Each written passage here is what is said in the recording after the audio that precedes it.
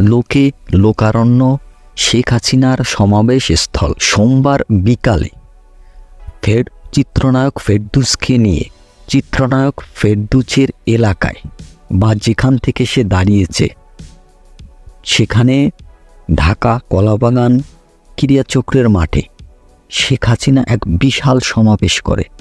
সেখানে হাজার হাজার ভোটারেরা উপস্থিত থাকে এবং আওয়ামী লীগের নেতাকর্মীরা উপস্থিত থাকে।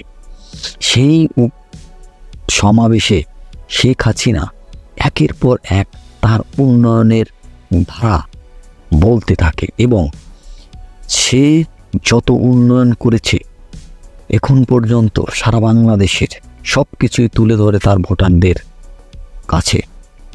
অপরদিকে আওয়ামী লীগের যেসব নেতাকর্মীরা ফেরদৌসের সঙ্গে আছে তাদেরকেও পরিচয় করিয়ে দেন শেখ হাসিনা এবং ফেরদৌসকে তার আসন থেকে জয়ী দেখার জন্য ভোটারদের কাছে অনুরোধ রাখে।